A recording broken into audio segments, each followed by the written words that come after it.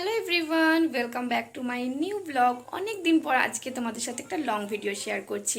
তো আজকে আসছে দিদির অ্যানিভার্সারি ছিল কালকে, তাই হঠাৎ বললো একটু চল তোদের সাথে দেখা করে আসি। তো সেই কারণে সকাল সকাল দিদি ফোন করে বললো আসছি বাড়ি। তো দিদির জন্য ছোটোখাটো কিছু আয়োজন করব, যেহেতু কালকে অ্যানিভার্সারি ছিল সেভাবে সেলিব্রেশন করা হয়নি। তো চলো কি কি করলাম না করলাম তোমাদের সাথে পুরোটা শেয়ার করব। আর দিদির জন্য কিন্তু একটা স্পেশাল গিফট রয়েছে, তো কি গিফট সেটাও তোমাদের বলবো। তো চলো ভিডিওটা তোমরা কন্টিনিউ দেখতে থাকো, আশা করি তোমাদের সকলের ভালো লাগবে। তো দেখো এখানে সকাল সকাল চাপিয়ে দিয়েছি ভাতটা আগে ফুটে গেলে তারপরে তরকারি পাটিগুলো করব। আজকের কিন্তু মেনুতে রয়েছে এখানে আলু পোস্ত করব, সিম্পল আলু পোস্ত। আর এখানে আছে পটলগুলো কেটে রেখেছি, পটল চিংড়ি করব। আর এখানে মাংস দু রকমের হবে, মাটন চিকেন দুটোই, তাই এখানে মাংসর জন্য আলুগুলো বড় বড় করে কেটে নিয়েছি। আর দেখো এদিকে বলতে বলতেই বাবা কিন্তু মাংস নিয়ে চলে এসেছে। দিদি যেহেতু চিকেন খায় না, তাই দিদির জন্য অল্প মাটন এনে দিয়েছিল। তো দেখো আলুগুলো এখানে ভালোভাবে মেখে নিচ্ছি, নুন হলুদ দিয়ে ভেজে তুলে রেখে দেবো।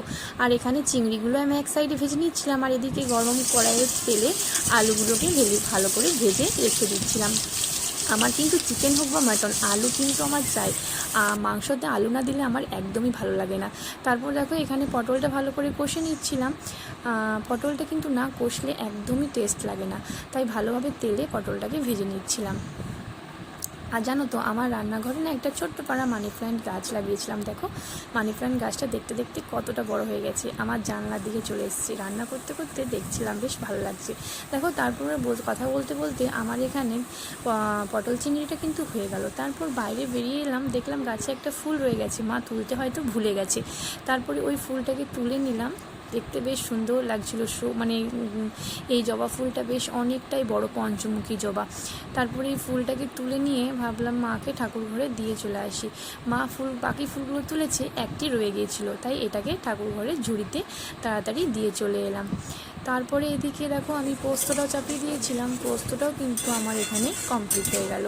একটু পাতলা পাতলাভাবেই করেছি, সর্ষের তেল দিয়ে নামিয়ে দিলাম। তারপরে এখানে দেখো চিকেনটা চাপিয়ে দিয়েছি, আর মাটনটা কিন্তু আগেই আমার কমপ্লিট হয়ে গেছে। দিদির জন্য এই সারপ্রাইজ গিফটটা নিয়েছি, দিদিকে কিছু ফটো ফ্রেমিং করে দিয়েছি, আশা করি দিদির খুব ভালো লাগবে। তো চলো দিদিকে দিদির রিয়াকশনটা দেখা যাক।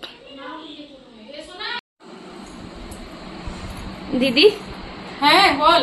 তোমার জন্য একটা সারপ্রাইজ গিফট আছে। কি রে? চোখ বোঝো, ধরো, তারপর সোজা করবে, দাঁড়াও, নাও সোজা করো। ওয়াও, কেমন হয়েছে? হ্যাঁ ভালো হয়েছে। চলো এদিকে অল্প ঘুরিয়ে দেখিয়ে দাও কেমন হয়েছে, এদিকে ঘুরাও। অবশ্যই খুব ভালো হয়েছে, অনেক অনেক ভালোবাসা তোর আর আমার, তোর জামাইবুর তরফ। জামাইবু তো আসেনি, কিন্তু দিদিকে গিফটটা দেওয়া হলো, বাড়ি গিয়ে জামাইবু দেখবে। ভীষণ সুন্দর হয়েছে রে।